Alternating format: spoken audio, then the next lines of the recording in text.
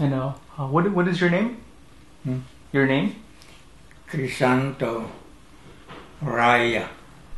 How old were you when you enlisted? Oh, I was only 19 years old. 19. Yeah. Wow, so young. Yeah. How old were you when you got citizenship? Oh, I was already 66 years old. And how old are you now? I am already 85 years old. 85 years old. Yeah. Do you think the $700 a month, is that enough for you?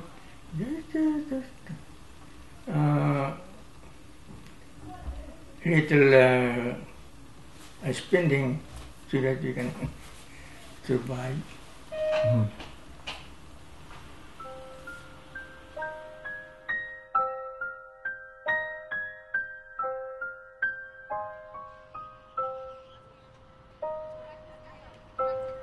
For most Filipinos, both veterans and just civilians and supporters and allies who are fighting for this issue, the issue isn't about the money. The issue is about equal status. You know, when you are promised something, promised citizenship, promised rights, when you're promised status, that signals, you know, to what extent you belong.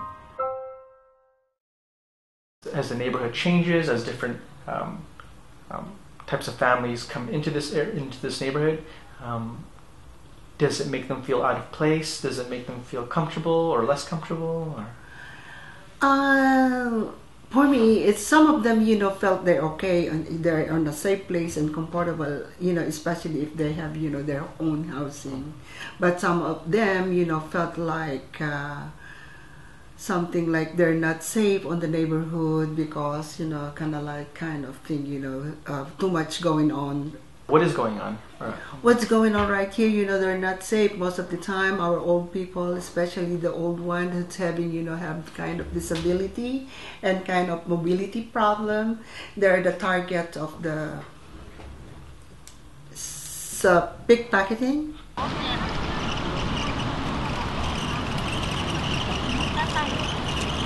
Where?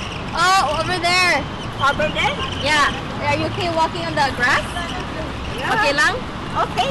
Okay lang dito po? Okay. Nanay, okay lang po kayo dito? Oo. Sarap-sarap na. Nakaamoy na ulit ng grass. You like the smell of the grass? Yeah.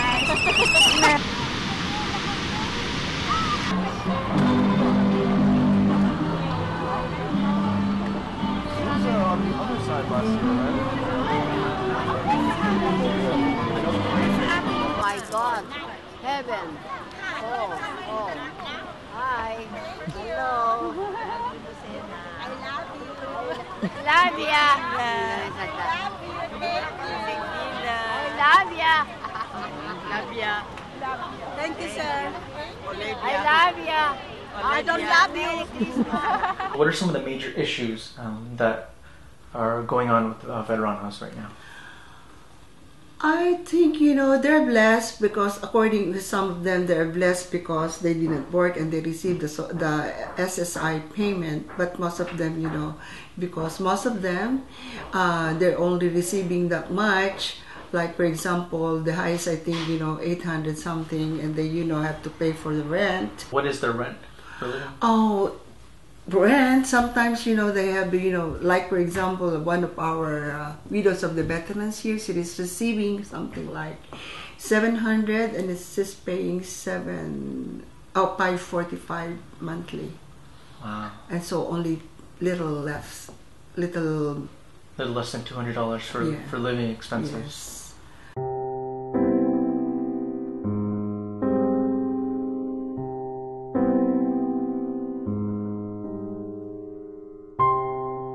Why were Filipino soldiers of World War II denied rights in the first place, and what was the incentive for America to do this? Right. The reasons for this are, they're numerous. But mainly, if you want to think about it economically, one, it was the United States has a whole history of reneging on financial agreements that it's made with other people from other nations, including Native Americans. And when it comes to giving people who aren't American citizens money. It just was not something that they wanted to do. But then there's this other issue about citizenship.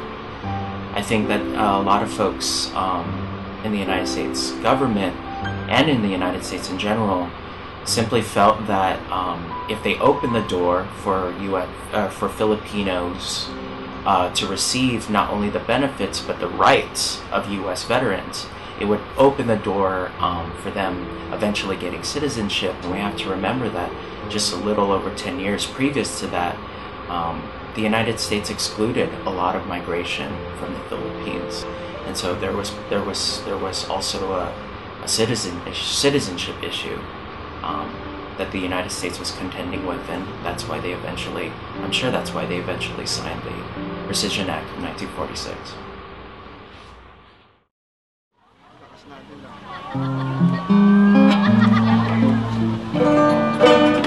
Are you Chinese? Filipino. Filipino ka? Yeah. Parang Chinese of like Taiwanese like that. No, full Filipino. My last name, Maningding. Ay, Maningning. Oh my God. Maningning is a beautiful. So, what was your name? My name is George Ganhe, G-A-N-G-E. And what's your band? It's the Filipino-American Veterans Rondalia. Ah, and how long have you been playing for with the band? We've been playing for 14 years, and next year is our 2013 is our 15th year of service to the community. Oh my God, 15 years. 15 years, right? And, Long time. Yeah, and longevity is a trademark of our group, and we're still together. Although a couple of us passed away already, joined our creator, two World War II veterans. What do you think the veteranos need the most? What do you think we're not giving to veteranos? And what do you think they need the most? Respect. Respect? Respect, and I think it's not more money anymore because they're home. All the if they haven't recognized the veterans as a full-fledged military from World War II, they ought to do it now, before it's too late.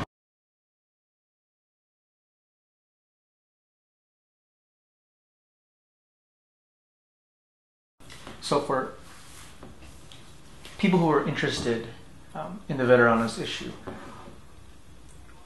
how can they help VEC? How can they help veterans? Do they need to help donate? Do they need to volunteer? What does VEC and what do the veterans here need? In terms of like staffing, kind of like workshop, donation. We need donation when because we have the programs and activities going on, because we are partially funded by the Department of Aging and Social Services, so we cannot use that money in different kind of thing. But So they give you money, but you can only use it for specific things. Yeah. And that's right. And what we need is donation for our programs and activities. What happens if no one donates? If no one donates, then kind of like it's hard. It's really kind of like if no one's donate, then we have to just find a way how to yeah.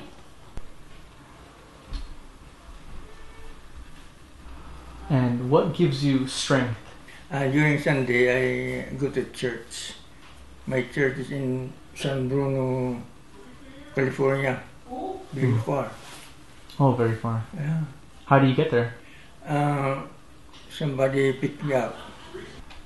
And do you think younger Filipinos do they help you, or they don't know? They don't know about the veteranos issue.